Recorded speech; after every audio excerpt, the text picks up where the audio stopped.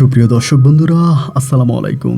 দেশ অথবা দেশের বাইরে থেকে প্রিয় বন্ধুরা, ঠিক এই মুহূর্তে যেখান থেকে বাস্তব অলৌকিক আলোচিত সত্য ঘটনা শোনার জন্য আমার সঙ্গে যুক্ত হয়েছেন আমি আপন আর যে আপন জীবনা গল্পের 1564তম পর্বে আপনাকে প্রতিদিনের মতো স্বাগতম জানাচ্ছি। বন্ধুগণ, আজ আমি আপনাকে শোনাবো বন্দনগরী চট্টগ্রামের ভাই মোহাম্মদ আবুল হাশেমের জীবনের আজ থেকে বহু বছর আগে ঘটে যাওয়া এক আলোচিত লোমরহস্যকর ভয়ানক আশ্চর্যজনক বাস্তব জীবন কাহিনী। বন্ধুরা, আজকের গল্পের টাইটেল এক অবিশ্বাস্য বাস্তব সত্য ঘটনা। সৌদি থেকে 16 বছর পর হঠাৎ ফিরে এলো রহিমা।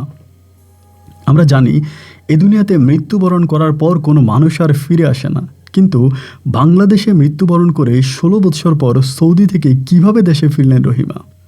আমাদের এই দুনিয়াতে মাঝে মাঝে এমন কিছু ঘটনা ঘটে যার ব্যাখ্যা বিজ্ঞান নিজেও দিতে পারে না, যার ব্যাখ্যা পাওয়া যায় শুধুমাত্র পবিত্র আল কোরআনে। এই গল্পটা আজ থেকে বহু বছর আগে চট্টগ্রামের আলোড়ন সৃষ্টি করা এক বাস্তব ঘটনা। আশা করব শুরু থেকে শেষ পর্যন্ত আবুল হোসেনের জীবনের এই ভয়ানক বাস্তব গল্পটা আপনার প্রত্যেকে আমার মুখে শুনবেন এবং গল্প শেষে ভাই আবুল হাশেমকে ঠিক আপনার মতো করে একটা মন্তব্য কমেন্ট বক্সে লিখবেন। ধন্যবাদ সবাইকে। সুপ্রিয় দর্শক বন্ধুরা, আসসালামু আলাইকুম। আমার নাম মোহাম্মদ আবুল হাশেম, আমার বাড়ি বন্দনগরী চট্টগ্রাম। বন্ধুরা, আমি আমার জীবনের গল্পটা শুরু করার শুরুতে আপনাদেরকে আমার পরিবারের সম্বন্ধে জানিয়ে রাখি। আমার পরিবারে আমি আছি, আমার বাবা আছে, মা আছে, রয়েছে আমার দাদিমণি সহ আমার কাকা ফুফি। আমাদের পরিবারে আরও সদস্য রয়েছে আমার ছোট 3টা বোন আর আমি। আমরা টোটাল 3 বোন 1 ভাই। আমাদের পরিবারটা চট্টগ্রাম শহর থেকে অনেক দূরে কোনো এক অজপাড়া গায়ের এক নিম্ন মধ্যবিত্ত পরিবার। আমার বাবা একজন কৃষক। কৃষিকাজের পাশাপাশি আমার বাবা আমাদের গ্রামের একজন পরিচিত ডাক্তারও বটে। আমার বাবার তেমন কোনো প্রাতিষ্ঠানিক শিক্ষা নেই, কোনো মেডিকেল কলেজে শিক্ষাও নেয়নি, পড়াশোনাও করেনি, কিন্তু তারপরেও কেন জানি আমাদের গ্রামের মানুষ আমার বাবাকে ডাক্তার হিসেবে চিনে। আমার বাবা এই গ্রামেরই একজন পল্লী ডাক্তার হিসাবে পরিচিত। মধ্যরাতে হঠাৎ করে অজপাড়াগায়ের কোনো মানুষ যদি বিপদে পড়ে তবে ডাক পড়ে আমার বাবার। আমার বাবা গিয়ে কী চিকিৎসা দেয় তা আমি ঠিক জানি না, তবে অনেকেই বলে আমার বাবা রোগীর হাত ধরলে নাকি রোগী ভালো হয়ে যায়। এবং এই ঘটনাটা আমি খুব ছোটোবেলা থেকে দেখে আসছি। শুধু এটুকুই শুনেছিলাম আমার বাবা নাকি কোনো এক কবিরাজের সঙ্গে কয়েক বছর নাকি উঠা বসা করেছেন, শুধু এটুকুই। যাই হোক, ছোটোবেলা থেকে আমি আমাদের এলাকারই একটি স্কুলে পড়াশোনা করতাম। যদিও আমরা খুব গরিব ছিলাম, তারপরেও আমার বাবা মা আমাকে পড়াশোনা করাতেন। তারা চিন্তা করতেন আমি পরিবারের একমাত্র ছেলে। আমার বাবা ছিলেন সবার বড় এবং ছোট আমার 2 জন কাকা আছে। আমার কাকারাও বিয়ে করেছে, কিন্তু তাদের ঘরে কোনো ছেলে সন্তান হয়নি। তাদের ঘরে আমার কাকা তো বোন হয়েছে, কোনো ভাই হয়নি, যার কারণে এই বংশের একমাত্র প্রদীপ ছিলাম আমি। যার কারণে আব্বা স্বপ্ন দেখেছিল যে আমাকে পড়াশোনা করিয়ে মানুষের মতো মানুষ হিসাবে গড়ে তুলবে। কিন্তু আমি জানি না কেন জানি বাবা আর মা মিলে আমাকে স্কুলে ভর্তি করায়, কিন্তু আমার দাদি আমাকে স্কুলে পড়তে দেয় না। দাদি বলে দিনী শিক্ষায় শিক্ষিত হতে হবে। দাদি আমাকে মাদ্রাসায় ভর্তি করায়। এই নিয়ে আমার আব্বা আম্মা আর দাদির সঙ্গে তুমুল ঝগড়া হয়ে যায়। কিন্তু সত্যি কথা বলতে আমাদের পরিবারে দাদি যা বলবে তাই হবে, কারণ আমাদের পরিবারের একমাত্র প্রধান হচ্ছে আমার বাবা আয়ের উৎসের দিক থেকে।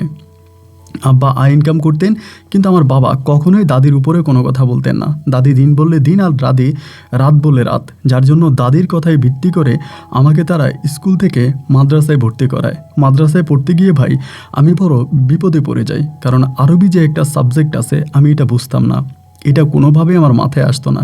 এই আরবি সাবজেক্টটা পড়তে গিয়ে আমি মনে মনে কত যে হাজার গালি আমার দাদিকে দিয়েছি তার কোনো হিসাব নাই। এইভাবেই দিন আর রাতগুলো কাটতেছে। কাটতে কাটতে আমার বয়স তখন প্রায় আনুমানিক 16 থেকে 17 বৎসরের কাছাকাছি। সে সময়টাতে আমি একেবারে টাগরা যুবক। ওই মুহূর্তে দাঁড়িয়ে আমি হঠাৎ করে পড়াশোনা বন্ধ করে দিয়েছি। আমার দাদির অনেক ইচ্ছা ছিল দাদি আমাকে একজন টাইটেল পাস মাওলানা বানাবে, কিন্তু দাদির স্বপ্ন আমি পূরণ করতে পারিনি। বড়জোর এইটুকুন পড়াশোনা করে আমি পড়াশোনা বন্ধ করে দিব এমন পরিকল্পনাই করতেছিলাম, কিন্তু পরিবারের সব মানুষগুলো আমাকে বুঝাচ্ছিল পড়াশোনা করার জন্য। আমি একটা সময় ওরা যখন আমাকে চাপ দিচ্ছিল আমি রাগ করে আমার নানু বাড়িতে চলে যাই। অনেক দিন পর্যন্ত আমি আমার নানু বাড়িতে থাকি। আমি সিদ্ধান্ত নিয়েই নিয়েছি আমি আর কখনো এই গ্রামে ফিরবো না। তারা যেহেতু আমাকে পড়াশোনা করার জন্য এতই চাপ দেয়, আমি পড়বো না কেন এরকম করে বলে। নানু বাড়িতে দীর্ঘদিন থাকার পরে তখন রমজান মাস আসে।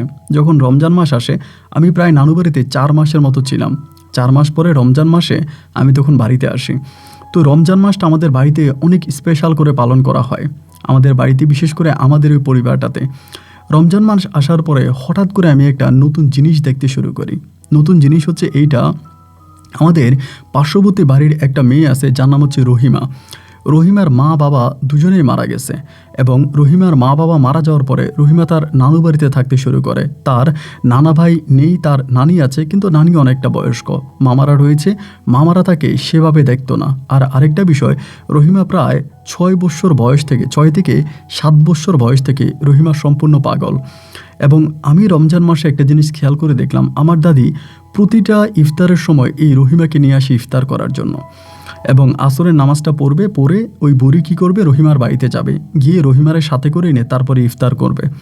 তো এইটা আমি এর আগে আর কখনোই দেখি নাই। আমাদের পরিবারে এরকম ঘটনা এর আগে আমি কখনোই দেখি নাই, কিন্তু হঠাৎ করে এই জিনিসটা দেখলাম। রহিমা খুব একটা পরিষ্কার চলাফেরা করতো না, যেহেতু মাথা খারাপ ছিল, একটু ব্রেনের সমস্যা ছিল এবং এক কথায় বলতে গেলে পাগলই ছিল। তারপরেও আমি দেখতাম যে মানে ও আসলে কোন বয়সে পাগল হয়েছে এটা ঠিক আমি জানি না। অনেকের মুখে শুনতাম 6, 7, 8, 10, এক একজন এক এক বলে আর কি, বাট আমি জানি না ও আসলে কখন থেকে পাগল এবং সেটা সঠিক আমার মনেও নেই।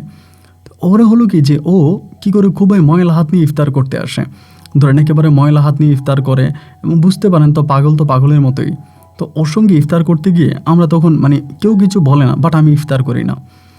তো ইফতারের টাইম হলে পরে যখনই রহিমাকে নিয়ে আসা হয় আমি তখনই করি কি, আমি ইফতার করব না বলে আমি উঠে যাই এবং উঠে আমি আলাদা ইফতার করি। এভাবে প্রায় 10 রমজানের মতো কেটে গেছে।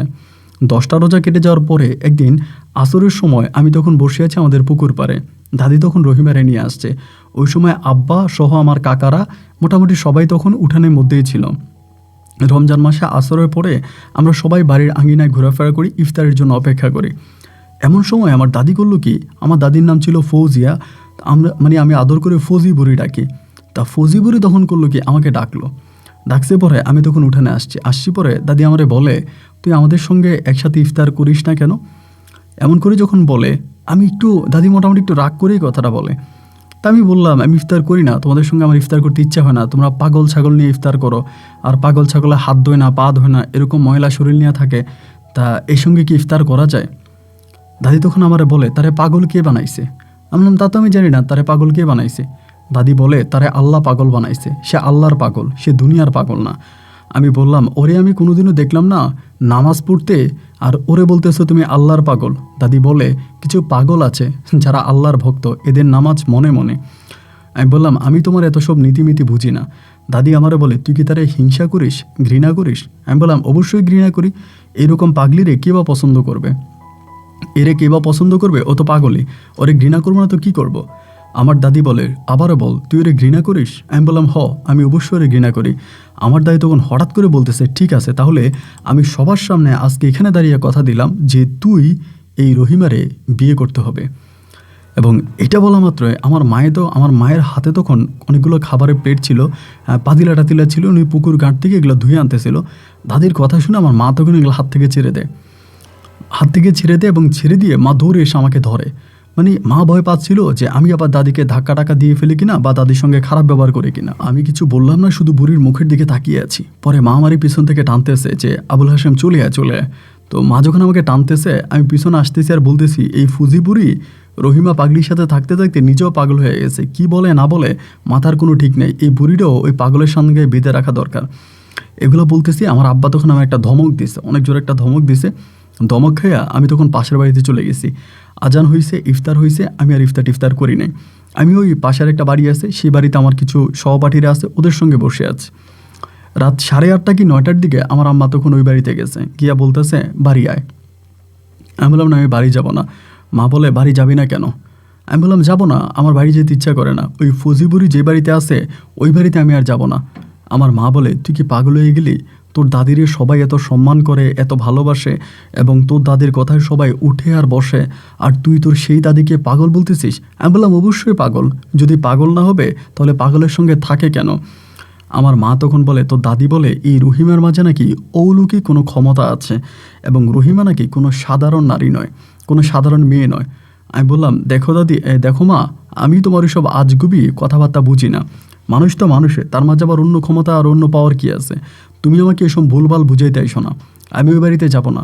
কথাবার্তা বলতে বলতে আমি যেই বাড়িতে ছিলাম সেই বাড়ির কাকি তখন আমার আম্মারে জিজ্ঞেস করতেছে, তাইলে এখন রহিমা কোথায়? আমার মা তখন আমার দিকে তাকিয়ে বলতেছে, কই আর থাকবে, রহিমা এখন আমাদের ঘরে। আমি তখন একদম রেগে গেলাম মায়ের উপরে। কি বললা তুমি? রহিমা আমাদের ঘরে? কেন? রহিমা আমাদের ঘরে থাকবে কেন? আমার মা বলে, তুই কি মাথা ঠান্ডা করবি? আমি বললাম, না, আমি কেন মাথা ঠান্ডা করব? রহিমা আমাদের ঘরে কেন থাকবে মা? আমার মা বলে, তোর দাদি রেখে দিয়েছে, তোর দাদি যেতে দেয়নি। আমি বললাম, তোর দাদি যেতে দেয় নাই কেন? আমার মা তখন কান্না করতে করতে বলে, যেতে তো দেয় নাই, আর যা যা করছে তাতে আমি কিভাবে বলবো, বললে তো তুই আরও রেগে যাবি। আমি বললাম, আমি রাখবো না, তুমি বলো কি কি করছে।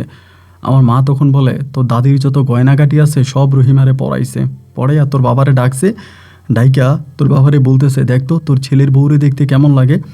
তোর বাবা কোনো কথা বলে নাই। তোর দাদি বলতেছে যে আমি কিন্তু রহিমারে এই আবুল হাশেমের কাছে বিয়ে দিব। এটা কিন্তু আমি নিয়ত করে ফেলেছি এই 10 রমজানে রোজা মুখে রেখে, রোজার মানে আপনার রোজার শেষ অংশে আমি এটা নিয়ত করে ফেলেছি। আমি কিন্তু আমার এই নিয়ত থেকে সরব না।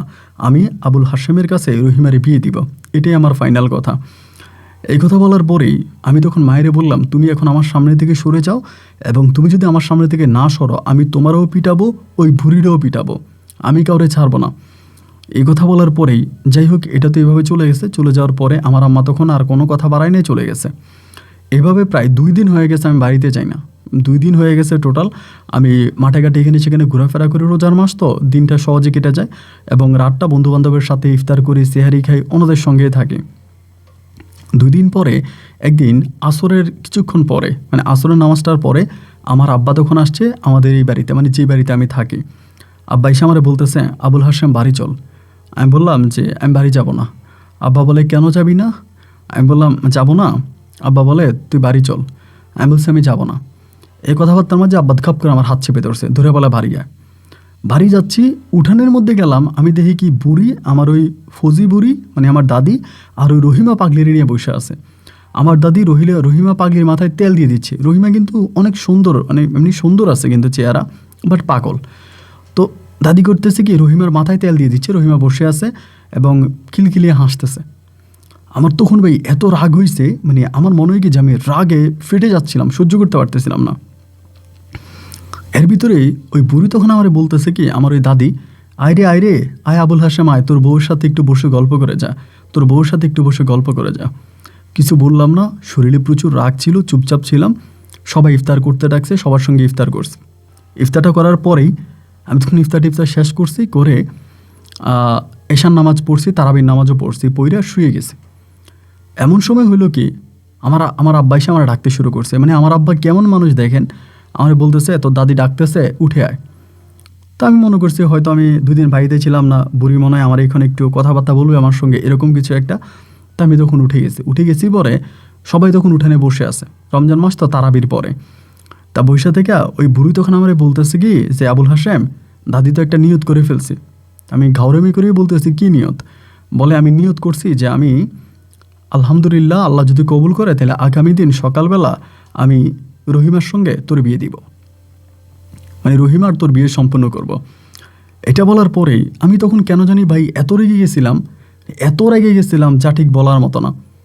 রাগে আমি তখন করলাম কি, আমার মানে রাগারাগের মধ্যে আমি তখন দাদিরে কয়েকটা গালি দিয়ে ফেলছি। গালি দিয়ে ফেলার সঙ্গে সঙ্গে আমার আব্বা তখন দৌড়ে আসছে, মানে খারাপ ভাষায় গালি দিছি, দেওয়ার পরে আব্বা আসছে, আইসা আমার উঠানের মধ্যে অনেক মারছে। আমি তখন রাগ টাগ করে বাড়ি থেকে ডাইরেক্ট আবার নানু বাড়ি চলে গেছি। ওই রাতের বেলায় সাইকেল দিয়া একেবারে নানু বাড়িতে চলে গেছি। নানু বাড়িতে চলে যাওয়ার 3 দিন পর্যন্ত, দেখেন 3 দিন আমার কেউ কোনো খবর নেয়নি। আমার বাবা মা, আমার কাকারা আছে, কাকি, অনেকেই আছে তো পরিবারে, কিন্তু কেউ আমার কোনো খবর নেয়নি। 3 দিন পরে আমার আম্মা তখন আসছে আমার নানু বাড়িতে, আইসা আমারে বলতেছে, তুই বাড়ি চল। আমি বললাম, তুমি তো একবার আমার বাড়ি নিয়ে গেছিলা, কী হয়েছিল বাড়ি যাওয়ার পরে? আমারে আর বাড়িটারি নিও না, আমি আর বাড়িটারি যেতে চাই না। ওই বুড়ি আর বুড়ির ছেলে যতদিন না মরবে ততদিন আমি আর ওই বাড়িতে যাব না। আমার মা বলে, তুই কি বলতে চাস? আমি বললাম, আমি যেটা বলছি আমি সেটাই, আমি ওই বাড়িতে আর যাবো না, আর তুমি আমার ওই বাড়িতে যাইতে বাধ্য করো না। আমার মা বলে, তোর বাড়ি তোর ঘর, তুই যাবি না? আমি বললাম যে যাবো না। এই কথাবার্তার মধ্যে তখন আমার বয়স কিন্তু কত ভাই, 17 বছর হবে এরকম। হঠাৎ করে আমার মা তখন আমার পা চেপে ধরে বসে, পা ধুইরা মা তখন কান্না শুরু করে।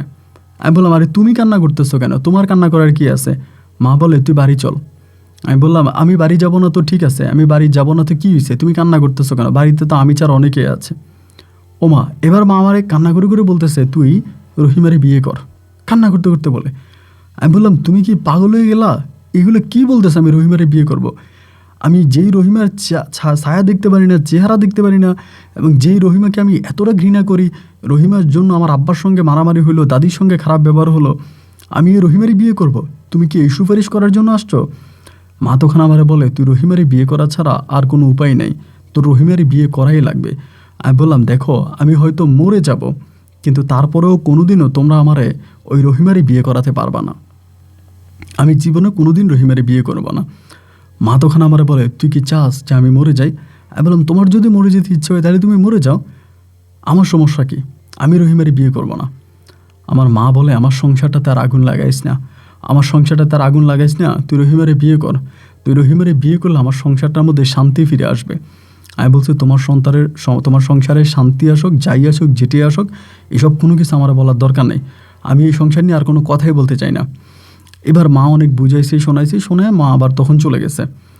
এবার মা যখন চলে গেছে, মা চলে যাওয়ার পরে এই ধরেন আপনার ঈদ আসছে, ঈদের সময় কিন্তু আমি বাড়িতে যাই না, রমজানের ঈদ ছিল, রমজানের ঈদে বাড়িতে যাই না। রমজানের ঈদের কিছুদিন পরে আমার আব্বা তখন করছে কি, কোত্থেকে জানি এক ছেলেরে নিয়ে আসছে, যার বয়স আনুমানিক 12 থেকে 14 বছর হবে। ওই ছেলেকে আমি জানি না বা আমি চিনিও না, ওই ছেলেরে নিয়ে আসছে, আমি পরে খবর পাইলাম। ওই ছেলের আইনা আব্বা তখন করছে কি, মানে আব্বার যে সয় সম্পত্তি আছে সব নাকি ওই ছেলের নামে লিখে দিবে।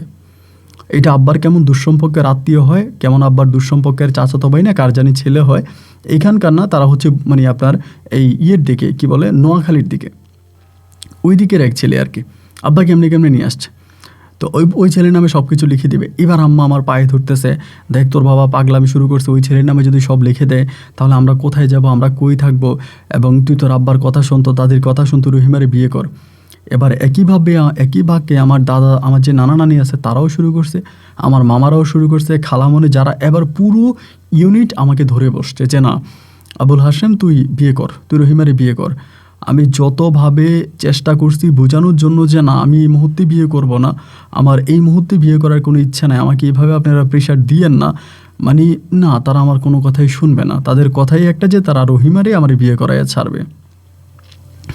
তখন কি আর করার, সবশেষ বাধ্য হয়ে মানে আমি দেখলাম যে আমি যদি রহিমারে বিয়ে না করে আমার মা মারা যাবে, আমার মায়ের বাঁচানো যাবে না, মা মারা যাবে, এবং আমার পরিবারের শান্তি তো আসবেই না, বরং আরও বড় ধরনের সমস্যা দেখা দিবে, আগে পরে আরও বড় ধরনের সমস্যা হবে। শেষ পর্যন্ত আমি চিন্তা করছি যে ভাগ্যে যা আছে তাই হবে, এই নিয়ে আর কথাবার্তা না বাড়াই, ঠিক আছে আমি তাহলে বিয়ে করব, রহিমারেই বিয়ে করব। আল্লাহর কি হুকুম, আমি বাড়িতে গেছি, যাওয়ার পরে ভাই আমার আর ওই দিনটা আমার যে কতটা কষ্টের একটা দিন ছিল, আমি আপনাকে ঠিক বলে বোঝাতে পারবো না। যেদিন রহিমার সঙ্গে আমার বিয়ে, বুঝতেই পারেন একটা পাগল এই সঙ্গে আর কি বিয়ে হয়।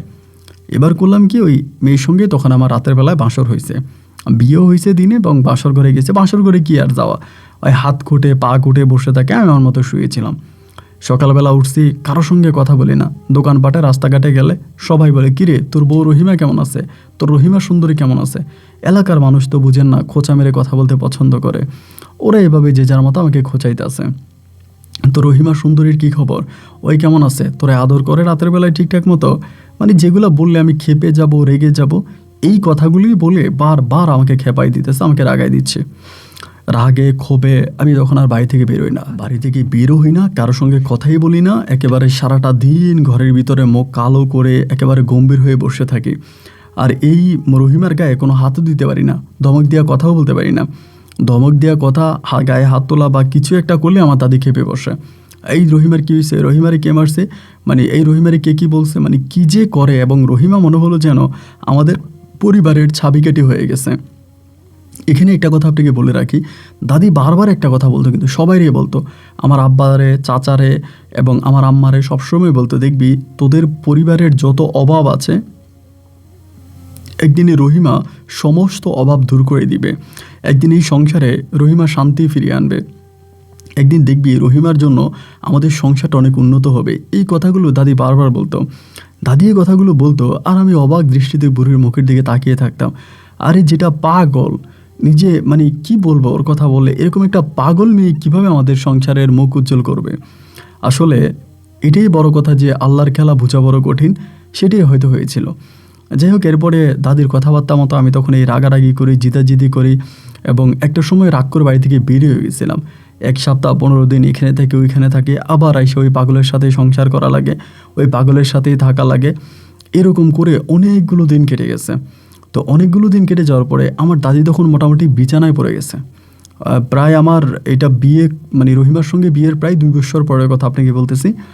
দাদি তখন বিছানায় পড়ে গেছে, শোয়া থেকে উঠতে পারে না, বিছানায় থাকে এবং ওই দাদির সেবা যত্ন সবাই আমার মা, আমার এই যারা আছে পরিবারের বাকিরা করে, কিন্তু রহিমা কোনো কিছুই করে না। ভাত দিলে ভাত খায়, নইলে নাচে গায়ে হাঁটাহাঁটি করে, এরকম করেই চলে। এই করতে করতে দাদি অসুস্থ হয়ে যাওয়ার পরে আমি হঠাৎ করে দেখলাম রহিমার ভিতরে একটা পরিবর্তনটা কীরকম জানেন? রহিমা কারোর সঙ্গে কোনো কথা বলে না, যেখানে বসায় রেখে সেখানে বসে থাকে, যা করতে বলি তাই করে, মানে খুবই একটা অন্যরকম একটা অবস্থা। তা আমি মনে মনে চিন্তা করতেছি, দাদির আগে যদি রহিমাটা মইরা যেত তাইলে আমার জীবনে শান্তি ফিরে আসতো। এই পাগল মহিলাটা, এই পাগল মেয়েটা আমার পুরো জীবনটাকে হেনস্থা বানিয়ে দিয়েছে। আমি আমার জীবনে কোনো শান্তির পরশ পাচ্ছি না, কোনো শান্তি পাচ্ছি না, সুখ পাচ্ছি না। আমার পুরো জীবনটাকে দুঃখের সাগরে ভাসিয়ে দিয়েছে এই পাগল মেয়েটা। এরকম করতে করতে একদিন হলো কি বিকেলবেলা এবং সে সময়তে আমার একটা গরু ছিল, আমি তখন গরুটারে ঘাস খাওয়ানোর জন্য মাঠের দিকে নিয়ে গেছিলাম। এমনিই প্রায় সবসময় বিকেলবেলা গরুটারে মাঠে নিয়ে যায়। ওই দিন গরুটারে মাঠে নিয়েছিলাম ঘাস খাওয়ানোর জন্য। এমন সময় দেখলাম কি পিছন থেকে হঠাৎ করে রহিমা তখন আসছে। যখন পিছন থেকে রহিমা আসছে, আসার পরে আমি চিন্তা করলাম যে আজকে কিছু একটা করে ফেলবো, ওর সঙ্গে আজকে কিছু একটা করে ফেলবো, এরকম একটা পরিকল্পনা হয়েছিল। এবার আমি করছি কি, মোটামুটি তখন হাতের সময় ছিল, সময় থাকার পরে আমি ওরে ডাকছি। ডাইকে আমি বললাম যে রহিমা এদিকে আসো। এটা বইলা আমি তখন করলাম কি, আমাদের এলাকাতে একটা গাড়ি ভাড়া করছি। গাড়ি ভাড়া কইরা অনেক দূরে মানে আমাদের এলাকা থেকে অনেক দূরে একটা জায়গায় আমি ওরে নামাই দিয়ে চলে আসছি। মানে এমন একটা অপরিচিত জায়গা, ধরেন ও চিনেও না বা কিছুও না, এইরকম একটা জায়গায় আমি দিয়ে আসছি ওরে। আর আমার গরুটারে মাঠের মধ্যে বাইদা রাখছি, আমি জানি সন্ধ্যার পরে মা গরু খোঁজার জন্য আসলে মানিয়ে যাবে। তো ওইখানে ছাইড়ে দিয়া রাত্র 11:30 থেকে 12টার দিকে বাড়িতে আসছি। বাড়িতে আসার পরে সবাই আমার জিজ্ঞেস করতেছে, কি রে রহিমাকে? আমি দেখছি নাকি। আমার মা বলে, তা তো গরুটারে মাঠের দ্বারে বাইদা কই গেছিলি? আমি বললাম, গরুরে মাঠের দ্বারে বাইদা আমি একটু খেলা দেখতে গেছিলাম। আমাদের গ্রামে তখন হুর খেলা হইতো। আমি বললাম যে আমি হুর খেলা দেখতে গেছিলাম। আম্মা কিন্তু আমার সন্দেহ করছে, আর কেউ সন্দেহ না করলে আম্মা সন্দেহ করছে এবং দাদি কান্না করতেছে, রহিমারে পাওয়া যাচ্ছে না, সবাই খোঁজাখুঁজি করতেছে। এদিকে সেদিকে লাইট নিয়ে, টর্চ লাইট নিয়ে, পুকুর পাড়ে এখানে সেখানে সবাই খুঁজতেছে, কারণ ও তো পাগল, হয়তো পুকুরে পড়ে গেছে বা এরকম তো হয়, পাগল অনেক সময় পুকুরে পড়ে মারা যায়, অন্য তো ছোটো বাচ্চার মতো। এখানে বিভিন্ন দিকে সবাই খোঁজাখুঁজি করতেছে। তো আমার মা বারবার জিজ্ঞেস করতেছে যে আবুল হাসেম সত্যি করে বল রহিমা কই? আমি জানি না রহিমা কই, আমি কেমনে কমো, আমি দেখি নাই। এরকম করে বারবার আমার সঙ্গে কথা বলতেছে। আম্মা তখন আমার সাথে বলছে, না তুই জানিস রহিমা কই, তুই বল। আমি জানি না রহিমাকে, আমি জানি না। দাদি কিন্তু তখনও বিছনায় পড়েছে, মরে নাই কিন্তু। এই ঘটনার কিছুদিন পরেই, মানে কয়েকদিন হয়ে গেছে, কিন্তু ও আর ফিরে আসা নাই না। আমি ওর যে জায়গায় দিয়ে আসছি সেখান থেকে ফিরে আসার কোনো সুযোগ নাই, হয়ও মারা যাবে, নাইলে অন্য কোনো দিকে ও হাইটা চলে যাবে। তা ও আর ফিরে আসবে না, আমার এরকম একটা নিশ্চয়তা ছিল। প্রায় 1.5 থেকে 2 মাস কেটে গেছে। এই 1.5-2 মাসও রহিমার কোনো সন্ধান পাওয়া যায়নি। সবাই খোঁজাখুঁজি করছে, এমন কোনো মানুষ নেই যে খোঁজে নাই। এখানে ওইখানে বিভিন্ন জায়গায় ওরে খোঁজা হয়েছে, কিন্তু কোথাও ওরে পাওয়া যায় না। এই 2 মাস পরে তখন আমাদের নানুবাড়ির একটা মেয়ে ছিল, যার নাম হচ্ছে সালেহা আক্তার। তো এই মেয়েটারে তখন আমি দেখলাম আমাদের বাড়িতে আসছিল আমার নানির সঙ্গে। আসার পরে আমার ভালো লাগছিল। আমার নানুর পার্শ্ববর্তী ঘর আর কি, এই সম্পর্কে আমার মামাতো বোনই হয় আর কি। তারপরে আমি তখন আমার মায়েরে বলতেছে, মা একটা কাজ করো না, এই সালেহার সঙ্গে আমার বিয়ে দিয়ে দাও। আমি সালেহারে বিয়ে করি, সালেহা তো দেখতে অনেক সুন্দর। আমার মা বলে, সালেহারে যদি আমি বলি বা সালেহার আব্বা আম্মারে বললে তারা হয়তো রাজি হবে, তোর কাছে বিয়ে দিবে, কিন্তু তোর তো একটা বউ আছে রহিমার কি হবে? আমি বললাম, মা আজকে 2 মাস অতিবাহিত হয়ে গেল, রহিমার কোনো সন্তান ফিরে আসলো না, রহিমারে পাওয়া গেল না। এখন তুমি রহিমার কথা বলতেছ? মা আমি তোমার একমাত্র ছেলে, এই বংশের নাকি আমি প্রদীপ, তোমরা সবসময় বলতা আমি বংশের প্রদীপ। আমি যে রহিমারে বিয়ে করছি, ওর ঘরে কোনোদিন সন্তান হবে, তা তোমাদের বংশের প্রদীপ কি করে থাকবে? আমার মা বলে, আমি কি আর করব, এখন তোর দাদির উপরে তো এই পরিবারের কেউ কোনো কথাই বলে না, তোর দাদি যা বলে তাই তো সবাই মানে। আমি বললাম, দাদির কথা সবাই মানক, দাদি যা বলে সবাই শোনক, কিন্তু তুমি তো আমার মা, তুমি তো আমার ভালোটা বুঝবা, তাই না? আমার ভালোটা তো আর কেউ না বুঝলেও তুমি বুঝবা, তুমি তো আমাকে 10 মাস 10 দিন পেটে ধরছো, মানা ভালো, তুমি নানির সঙ্গে কথা বইলা এই সালেহা বেগমরে আমারে বিয়ে করাই দাও। মা তখন বলে আচ্ছা ঠিক আছে, আমি তো দাদির সঙ্গে কথা বলি, মানে ওই ঘুরে ফিরে সবাই দাদির কাছেই যাবে। তাই দাদির কাছে গেল, যাইয়া দাদিরা আমার আম্মা বুঝায় বলতেছে যে এমন এমন ঘটনা, আবুল হাশেমের তো বউ আর ফিরে আসলো না, হয়তো পাওয়া গেল না। এখন আমি চিন্তা করতেছি আমার বাপের বাড়িতে একটা মেয়ে আছে সালেহা বেগম সালেহা খাতুন নামের, এই আমি ওই মেয়েটারে আমার ছেলের বউ বানাবো, আপনি কি বলেন? আমার দাদি বলতেছে যে আরও 15টা দিন অপেক্ষা করো না, দেখো না মেয়েটা ফিরে আসে কিনা। আর তোমরা তো বুঝলা না, তোমরা সবাই আমারে দোষারোপ করলা, এই পরিবারের সবাই আমাকে ঘৃণা করলা, আমি কেন সালেহার কি বলে এই রহিমার সঙ্গে এই আবুল হাশেমের বিয়ে দিলাম, সবাই আমার সঙ্গে দুর্ব্যবহার করলা, খারাপ ব্যবহার করলা, কিন্তু কেন আমি এই কাজটা করেছি এটা যদি তোমরা বুঝতে পারতা, তোমরা সবাই আমারে ধন্যবাদ জানাইতা, তোমরা সবাই শুকরিয়া আদায় করতা। তবে দেখে নিও, আমি যে তোমাদেরকে বলতেছি, একদিন তোমরা বুঝতে পারবা যে কেন আমি এই কাজটা করেছি, একদিন তোমাদের ঠিকই বুদ্ধি শুদ্ধি হবে, তোমরা নিজেরাই বুঝবা। তো তোমরা আরও 15 দিন অপেক্ষা করো, দেখো যে এই রহিমা ফিরে আসে কিনা। আর এদিক দিয়ে তো আমি রাগে ফাইটে যেতেছি, কেন আমার মা 15 দিন অপেক্ষা করতেছে, এই 15 দিন অপেক্ষা করার কি দরকার, আমি বিয়ে করবো, আমারে বিয়ে দিয়ে দিবে, আমি রহিমারকে আশায় কেন থাকবো, আর আমি তো জানি ওইটা কোনো ফিরে আসবেও না, আসার কোনো দরকারও নেই। এর ভিতরে হইলো কি, এভাবেই আরও 15 দিন কেটে গেছে, আলহামদুলিল্লাহ ওই রহিমা আর ফিরে আসে নাই। 15 দিন পরে আমার আম্মা দাদির কাছে আবার গেছে, যে বলে আম্মা আপনি তো 15 দিনের কথা বলছেন, 15 দিন তো কেটে গেল না, আমরা কি এখন এই সালেহারে নিয়ে আমার ছেলের নিয়ে বিয়ে নিয়ে সামনের দিকে যেতে পারি? আমার দাদি তখন একেবারে গম্ভীর একটা মুখে, মনে হয় যেন বুড়ির মুখে কি গোবর লেপে দিছে, এরকম রাগ করে বলতেছে যে ঠিক আছে, তাইলে আর আমি কি করব, তোমরা যদি ভালো মনে করো তাহলে করাও। তো এবার আমার আম্মা তখন করলো কি, সবাইরে জানাইলো ভাই আমি সালেহারে বিয়ে করবো, আমি তো মহা খুশি, আলহামদুলিল্লাহ আমার জীবনে একটা শান্তি আসবে, আমি তো জীবনে কখনো চিন্তাই করতে পারিনি যে আমি পাগলির হাত থেকে জীবনে রক্ষা পাবো, আর আমার ওই দাদিও কোনো দিন মরবে। তো যাই হোক আলহামদুলিল্লাহ, পরে পারিবারিকভাবে আনন্দ ফুর্তি করে সালেহার সঙ্গে আমার তখন বিয়ে হয়। সালেহার সঙ্গে বিয়ে হইল এবং সালেহার সঙ্গে আমার সংসার জীবন বেশি দিন না, সালেহাকে বিয়ে করার প্রায় 25 দিনের মাথায় হঠাৎ করে একদিন দুপুরবেলা রহিমা হাজির। হঠাৎ করে দুপুরবেলা রহিমা হাজির, এখন কিভাবে আসলো, কে তার এই পর্যন্ত দিয়ে গেল, ও তো পাগল, ও তো ঠিকানা জানে না, হয়তো পাগলই কোনো ঠিকানা জানে, ও তো কোত্থেকে আসবে বা তত কোনো ঠিকানা সে জানে না। এবং ওরে আমি যেখানে ছেড়ে দিয়ে আসছি সেখানকার কোনো মানুষ ওরে চিনার কোনো কথাই না, ওখানকার কোনো মানুষই কিন্তু ওরে চিনবে না, তাইলে ও কিভাবে এখানে আসছে? ওরে দেখে তো আমি পাগল, আয় হাই এ কি, ও কেমনে আসছে? কে জানি আমার দাদির কাছে বলছে যে রহিমা তো ফিরে আসছে। আমার দাদি, যে মহিলা আজকে প্রায় অনেকগুলো মাস বিছনা থেকে উঠতে পারে না, কখনো বিছনা থেকে উঠতে পারে না, 3 জনে ধরে তারা বিছনা থেকে উঠাইতে পারে না, রহিমা আসছে খবর শুনে এই বুড়ি তখন করছে কি, খাট থেকে লাফ দিয়ে বসে গেছে, শুধু বসেই যায়নি, সেই খাট থেকে লাফ দিয়ে নেমে গেছে, মানে উঠানে চলে আসছে।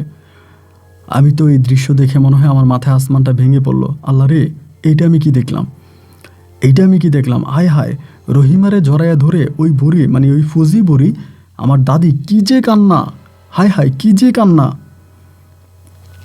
আমি কোনো কিছু বললাম না, যে ঠিক আছে দেখা যাক কি হয়, অপেক্ষা করতেছি।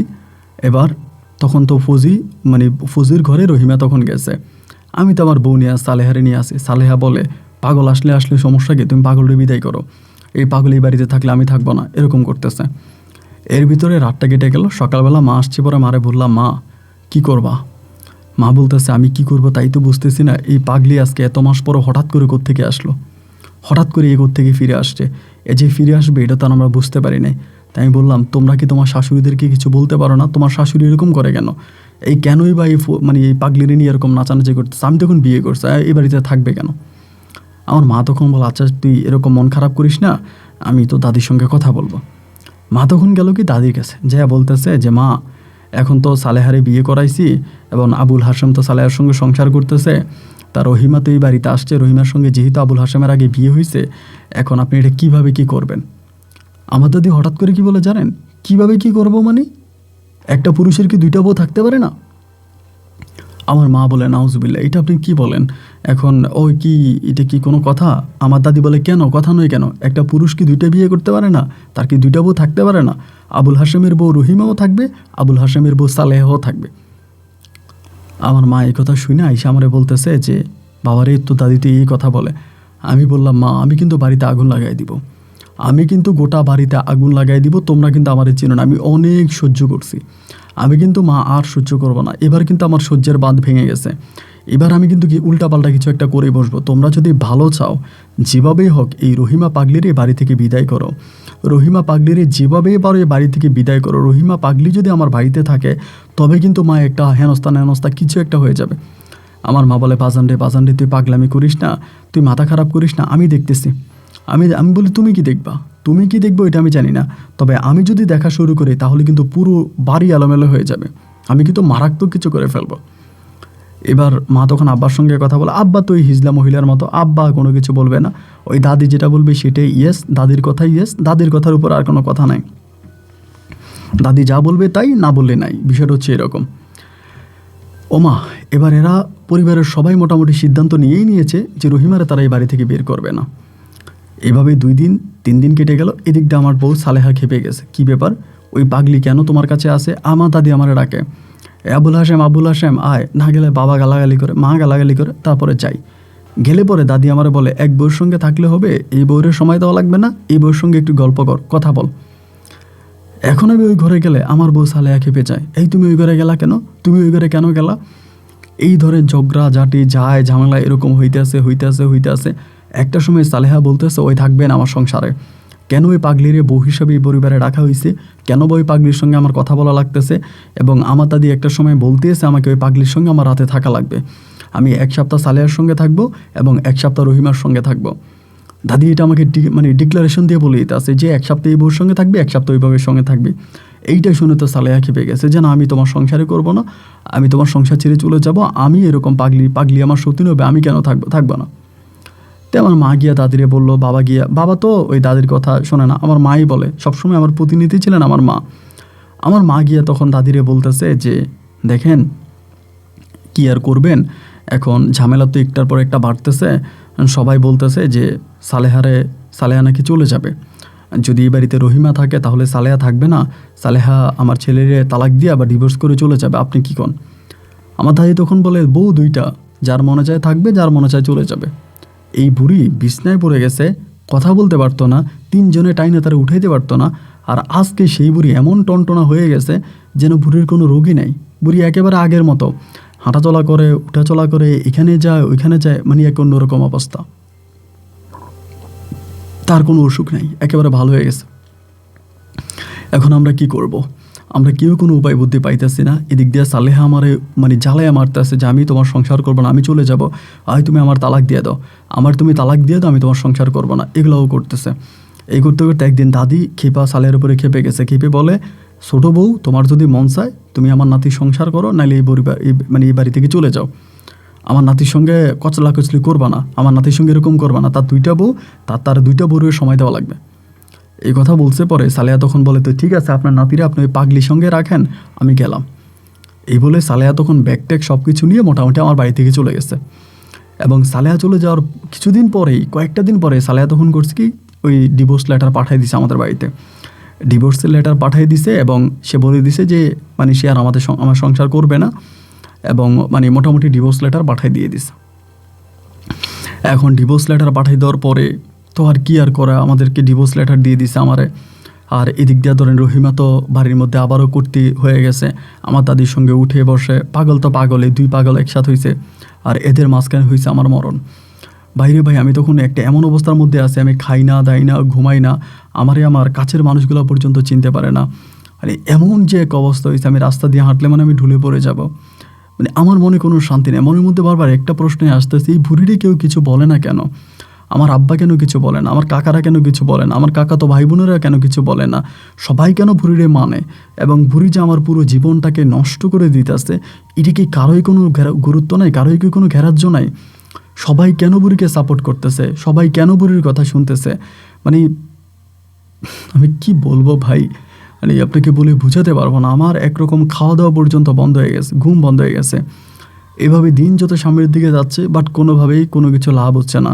ওই রহিমা আমার বউ, আর ওই বুড়ি আমার দাদি, আমার মা একটু প্রতিবাদ করে, আব্বা তো চুরি হাতে দিয়ে ঘুরে, কাকারা আমার দাদি যা বলে তাই, আমার চাচিরা দাদি যা বলে তাই, চাচাতো বোনেরাও একই কথা। এভাবে আরও প্রায় 5 থেকে 6 মাসের মতো কেটে গেছে। তো 5-6 মাস কেটে যাওয়ার পরে আমাদের বাড়ির পাশেই কিন্তু রেল গেট, রেলের রাস্তা আর কি, মানে বাড়ির কাছে বলতে বাড়ি থেকে একটু দূরেই আছে। একদিন আমি করলাম কি, ওই রেল গেটের ওখানে বসে আছি, রেল গেটের ওই জায়গার মধ্যে বসে আছি। বসে থাকা অবস্থায় আমি হঠাৎ করে দেখলাম কি, আমাদের মানে আমাদের যে বাড়ি আছে, আমাদের বাড়ির কয়েকটা পিচ্চির সঙ্গে, মানে কয়েকটা ছোটো ছোটো বাচ্চার সঙ্গে রহিমা ওই রেল গেটের ওই দিকে যাচ্ছে। ওই যে ছোটো ছোটো কয়েকটা মেয়ে, ধরেন 7-8 বছর বয়সী, এগুলোর সঙ্গে রেল গেটের ওই পারে যাচ্ছে, সম্ভবত কিছু কেনাকাটা করবে, এমন একটা অবস্থা। তো কেনাকাটা করে যখন আসতেছে, আমি কিন্তু এই দৃশ্যটা কখনোই দেখি না যে রহিমা ইচ্ছে করে আমার কাছে আসতে, কখনোই কিন্তু না। ওই কিন্তু কখনোই ইচ্ছে করে আমার কাছে আসতো না। ওই দিন দেখলাম কি, ওই পিচ্ছি পোলাপাইন করে নিয়ে যাইতে যেতে হঠাৎ করে পিচ্ছিগুলো চলে যাচ্ছে, ওই দেখি আমার দিকে আসতেছে। তখন আপনার মাগরিবের খানিকটা আগে, মাগরিবের একটু আগে এরকম একটা অবস্থা, মানে মাগরিবের কিছুটা আগ মুহূর্তের ঘটনা আমি বলতেছি। আমি তখন বুদ্ধি খাটাইলাম কি, যখন ও করলো কি, হাইটা হাইটা আইসা ডিরেক্টলি আমার পাশে বসে গেছে। আমি যেখানে বসে আছি আমার এই পাশে বসে গেছে। মাগরিবের আজানের কিন্তু তখন পর হয়ে গেছে, মোটামুটি চারদিকটা তো অন্ধকার হয়ে গেছে। তো আসার পরে যখন আমার এখানে বসছে, বসার পর আমি একটা কাজ করছি যেটা বেআইনি একটা কাজ করছি, করে এক কথা বলতে গেলে ওরে বাইদে ফেলছি আমি। এবং আমি চিন্তা করছি, এবার যদি রেল আসে তাইলে ও রেলে কাটা পড়বে, আর ও যদি রেলে কাটা পড়ে তাইলে আমার রাস্তা ক্লিয়ার। পাগল তো পাগলে, এখন পাগল রেলের নিচে পড়ে কাটা পড়ে যাবে, এটা কি আর কেউ দেখবে? ওইটা তো আর কেউ দেখবে না, কেউ জানবে না। একটা পাগল রেলের নিচে পড়ে কাটা পড়ে গেছে, ওই কাটা পড়ে যাবে, তাহলে তো আমি বাইচা গেছি, আমি বাইচা যাব। আমার এরকম একটা চিন্তা ভাবনা ছিল, এরকম একটা ছিল আর কি। এরপর আমি করলাম কি, সম্পূর্ণ এই জায়গায় ওরে কইরা আমি তখন বাড়ির দিকে চলে গেছি। তা আমাদের এই যে রেল গেটটা, এটা ছিল আমাদের জন্য একটা বেস্ট সাইড। এদিকে আমরা খুব বেশি একটা আসতাম না, আমাদের রাস্তাঘাট ছিল ওই দিকে, এইদিকে না। তো রেলের যখন শব্দ শোনা যাচ্ছে আমাদের বাড়ি থেকে, যে রেল আসতেছে, আমি তখন বুঝছি খেলা তো শুরু হয়ে গেছে, এবার তো রহিমা মরবে, আর রহিমা মরলে আমার রাস্তা ক্লিয়ার। তখন কিন্তু দাদি বেঁচে আছে, দাদি কিন্তু মরে নাই। এই ঘটনার মধ্যেই রেলগাড়িটা যাওয়ার সঙ্গে সঙ্গেই ওই দিক থেকে চিৎকার পড়ছে। সম্ভবত বাজারের কেউ না কেউ দেখে ফেলছে যে ঘটনা, দেখে তারা দিছে চিৎকার। হঠাৎ করে আমার মাথায় আসছে, হায় হায়, সবাই যে চিৎকার দিয়ে ওইদিকে দৌড়ে যেতে আসে। আমি প্রথমে চিন্তা করলাম যে আমি যে ওরে বাইরে আসছি, অবশ্যই দড়ির দাগ তো এখানে থাকবে। আর সেকেন্ড কথা হচ্ছে, এলাকার যে পিচ্ছি পোলাপাইনগুলা, ওইগুলারে অনেক আগেই মানে অনেকে জিজ্ঞেস করলো সন্ধ্যার পরে, আমার দাদি বা অনেকে জিজ্ঞেস করতেছে, কিরে তোদের সঙ্গে না রহিমা গেল, রহিমা কই? এই পিচ্ছি পোলাপাইনগুলো বললো যে রহিমা তো হাশেম চাচুর সাথে গেছে, হাশেম চাচার লগে দেখে গেছে, ওই দিকেই গেছে, রেল গেটের ওই দিকে। তা আমি তখন করলাম কি, এটা তো হয়তো জানাজানি হয়ে যাবে, যেহেতু আমি ওরা রেল গেটে একরকম বাই দিয়ে রাখছি, তার উপরে রেলেও কাটা পড়ছে, এখন সবাই তো মনে করবে যে আমি ওকে মাইরে ফেলছি। মানে মনের ভিতরে তখন এক ধরনের ভয় কাজ করতে শুরু করছে যে না, এবার মনে হয় আমি ফাইসা যাব, সবাই এটাই ভাববে যে আমি ওরে মাইরে ফেলছি, আমার নামে জেল জরিমানা হয়ে যাবে, আমার ফাঁসি হয়ে যাবে এবং আমি ফেসে যাব। মানে হঠাৎ করে মানে নিজের মনের ভিতরে এরকম একটা জিনিস চলে আসছে। আসার পরে সবাই দিচ্ছে রেলগেটের দিকে দৌড়, আমি দিচ্ছি উল্টা পথে দৌড়। সবাই রেলগেটের দিকে দৌড় দিছে, আমি উল্টা পথে দৌড় দিছি। দৌড় দেওয়ার পরে আমি এই দিক দিয়ে দৌড়ে চলে গেছি, মানে বাড়ি থেকে বেরিয়ে গেছে ভয়ে, যে ঘটনা আমি ঘটাই ফেলছি ওই সময় তো আর বুঝে শুনে ঘটাই নেই, এখন আমার ভিতরে হঠাৎ করে এটা আসছে। আমি তখন ভাইয়ে গেছি, ভাইকে আমি আর কোনো কথা নাই বার্তা নাই, পুরো বাড়ি থেকে পালাই গেছি। বাড়ি থেকে পালাই, আমি তো তখন মার্ডার মামলার আসামি, এক কথায় বলতে গেলে আমি মার্ডার করছি। আর আমার দাদি যদি জানতে পারে যে আমি এই ঘটনা ঘটেছে, তো জানবেই স্বাভাবিক, কারণ ছোটো ছোটো পোলাপাইনগুলো বলেই দিছে যে রহিমা আমার কাছে গেছে, আবার সেখানে ওরে এগুলা পাবে, রুশি পাবে, তাহলে তো আমি ধরা খেয়ে গেছি। আমি তখন বাড়ি থেকে মোটামুটি পুরোই পালাই গেছি, এবং ওই সময় কিন্তু মোবাইল ফোন ইন্টারনেট এগুলো কোনো কিছুই ছিল না। বাড়ি থেকে পালাইয়া চলে গেছি বলতে কোনো আত্মীয় স্বজনের বাড়িতে যাই না, নানু বাড়িতে, খালার বাড়িতে, কোনো আত্মীয় বাড়িতে না, আমি টোটালি চট্টগ্রাম শহরে চলে গেছি। চট্টগ্রাম শহরে গিয়ে আমি তখন ওইখানে একটা চামড়ার ফ্যাক্টরিতে চাকরিতে ঢুকে গেছি। চামড়ার ফ্যাক্টরি বলতে আপনার মানে ওই যে গরুর চামড়া যে করা হয়, গরুর চামড়া দিয়ে জুতা বানানো হয়, এরকম একটা ফ্যাক্টরিতে আমি তখন ঢুকে গেছি। এই গরুর চামড়ার ফ্যাক্টরিতে ঢুইকা আমি তখন ওখানে কাজ করতেছি, গরুর চামড়ার ফ্যাক্টরিতে ঢুকে আসি। একদিন 2 দিন নয়, টানা আমার জীবন থেকে প্রায় 4 বৎসরের মতো কেটে গেছে। আমি ভয়ে বাড়িতেও যাই নাই, পরিবারের কারোর সঙ্গে যোগাযোগও করি নাই, কারোর সঙ্গে কোনো কথাও বলি নাই, টানা 4 বৎসর টোটালি কোনো যোগাযোগ নাই কারোর সঙ্গে না। এই চামড়ার ফ্যাক্টরিতে পড়ে আছে, কারণ আমি জানি আমি মার্ডার করছি, আমি মার্ডার মামলার আসামি, আমি ফাইসা গেছি, আমার তো জীবন এভাবেই যাবে। 4.5 বছর পরে আমার ভিতরে হঠাৎ করে কেন জানি মায়ের জন্য খুব কষ্ট হইতেছিল। আমার পরিবারে আমি মাকে সবচেয়ে বেশি ভালোবাসতাম, হঠাৎ করে কেন জানি ভিতরে মায়ের জন্য ভাই এত মায়া লাগতেছে, মায়ের জন্য এত কষ্ট লাগতেছে, আমি মার কাছে যাব, মার কাছে যাব। 4.5 বছর পরে আমি তখন বাড়িতে আসছি। বাড়িতে আসার পরেই 4.5 বছর বাড়িতে আসছি পরে আমি যখন বাড়িতে আসছি তখন সবাই আমার জিজ্ঞেস করতেছে রহিমার কথা, রহিমা কই? আমি বলি রহিমাকে আমি তো জানি না। সবাই বলে, আমার মা বলে, আচ্ছা এরই মাঝে বাড়িতে আসার পরে জানতে পারছি আমার দাদি মারা গেছে, দাদির দাফন কাফন হয়ে গেছে। এবং আমার মা বলতেছে রহিমা কোথায়? আমার আব্বাও জিজ্ঞেস করে রহিমা। আমি বললাম আমি তো জানি না। বাড়িতে যেদিন আসলাম তার ওই দিনটা থাকলাম। আব্বা বলে তুই কই গেছিলি? আমি বললাম আমি কী করবো, আমি রহিমার জ্বালায় বাড়ি থেকে পালাই গেছিলাম। আমার আম্মা বলি তুই যে রহিমার জ্বালায় বাড়ি থেকে পালাইলি, রহিমাও তো পালাই গেছে বাড়ি থেকে, রহিমাও তো ফিরে আসে নাই। তখন কিন্তু আমি বলতেছি না ওই রেল গেটের ঘটনা। এরপরে আমি তার কয়েকদিন পরে, মানে কয়েকদিন বলতে আমি যেদিন আসছি তার পরের দিনে আম্মারে জিজ্ঞেস করলাম যে আম্মা রেল গেটে কি কোনো লাশ টাশ পাওয়া গেছে? আম্মারে জিজ্ঞেস করতেছে কোনো কাটা লাশ পাওয়া গেছে? মা বলে যেদিন তুই বাড়ি থেকে চলে গেছিলি ওই দিন একটা লাশ পাওয়া গেছে, বেওয়ারিশ লাশ, পরে এটারে পুলিশ নিয়ে গেছে গা। তখন আমার কাছে যেটা মনে হলো যে অবশ্যই অ্যাক্সিডেন্টটা এমনভাবে হয়েছে যে ওকে চেনা যায় নাই, এই জন্য পুলিশ বেওয়ারিশ লাশটা নিয়ে গেছে গা। আমি তো তখন মোটামুটি ক্লিয়ার যে আলহামদুলিল্লাহ সাপও মরল, লাঠিও ভাঙল না। সাপটা মারা গেছে, লাঠিটা ভাঙে নাই। রহিমা মারা গেছে, কিন্তু মধ্যখান দিয়ে আমি ফাঁসি নাই, আমি বেঁচে গেছি। আল্লাহর কাছে লাখো কোটি কোটি শুকরিয়া যে আল্লাহ তুমি আমার বাঁচাই দিছো। আমি এবার তো মহা খুশি, তাদের কবরে যাই, কবর জিয়ারাত করি, এবং তখন কিন্তু আমি একটা ভালো জীবনে চলে আসছি। এবার মা বলতেছে আবার এই যে সালেহা আমাকে ছেড়ে চলে গেছে, সালেহার অন্যত্রে বিয়ে শাদী হয়ে গেছে, ওর বাচ্চা কাচ্চা হয়ে গেছে। এবার মা বলে যে তোর দাদিও তো মারা গেল, তোর আব্বা অসুস্থ, এখন তুই কি বিয়ে শাদী করবি কিনা আবার? আমি বলি অবশ্যই করবো, কেন করবো না। আমার আম্মা বলে যদি রহিমা আবার ফিরে আসে। আমি তো জানি রহিমা কখনোই আসবে না, কারণ ও তো মরেই গেছে, ও আসবে কি? তখন আমি বললাম যে মা রহিমা আর ফিরবে না, আর এই 4.5 বছরে যেহেতু আসে না আর কখনোই আসবে না। তারপরেও মা আমাকে বারবার জিজ্ঞেস করে তুই করে নিয়ে গিয়া কোথাও মেরে ফেলছিস, তুই করে ছাড়িয়ে দিছিস, তুই করে কি? আমি বললাম আম্মা আমি কিচ্ছু করিনি, আমি জানি না। আর যেহেতু রহিমার তেমন কোনো গার্ডিয়ান নাই, অন্যরাও আর আমাকে কোনো কিছু জিজ্ঞেস করে নাই। এবার পরিবার পরিজন মিলা চায়া চিন্তা আমাকে নূরজাহান নামের এক মহিলাকে বিয়ে করাইছে। ওই মহিলার আগের ঘরের একটা সন্তান আছে, এবং সে হচ্ছে স্বামী তালাক দিয়ে দিছে, সন্তান সহ সন্তানটারে নিয়ে গেছে। এবং এই নূরজাহানকে তখন আমাকে বিয়ে করার কথা বলতেছে। ওই দেখতে শুনতে একেবারে পাকিস্তানি মহিলাদের মতো, চেহারা টেহার অনেক সুন্দর, লম্বা টম্বা, একেবারে ফর্সা, একদম সাদা। তখন পরিবার চিন্তা করলো যে রহিমার সঙ্গে আমার বিবাহ সম্পূর্ণ করাই দিবে। তা আমি তখন বললাম যে ঠিক আছে, তাহলে আমি রহিমারে বিয়ে করবো। রহিমা না, নূরজাহান রে। পরে নূরজাহানের সঙ্গে আমার বিয়ের শাদী হলো, এবং আমি তখন নূরজাহান রে পাইয়া মহা খুশি। আল্লাহর কাছে আমার আর কোনো চাওয়া নাই, পাওয়া নাই। সংসার জীবন আমার বেশ ভালো করেই কাটতেছে, এবং এই নূরজাহান আমার অনেকটা বুঝে, অনেকটা আমার সঙ্গে ভালো সম্পর্ক, কোনো রকমের কোনো সমস্যা নেই। এবং সংসার জীবনের প্রায় 1 থেকে 1.5 বছর কেটে গেল, নূরজাহানের ঘরে কোনো সন্তানাদি হয় নাই, কোনো ছেলে মেয়ে হয় নাই, এবং 2 বছর কেটে গেছে তখনও সন্তান হয় নাই। 3 বছরের মাথায় আমার একটা কন্যা সন্তান হয়। তাও নূরজাহানকে অনেক ডাক্তার, কবিরাজ, এখানে সেখানে বিভিন্ন জায়গায় দেখানো লাগছে, এবং দেখানোর একটা পর্যায়ে তখন আমার একটা কন্যা সন্তান হয়।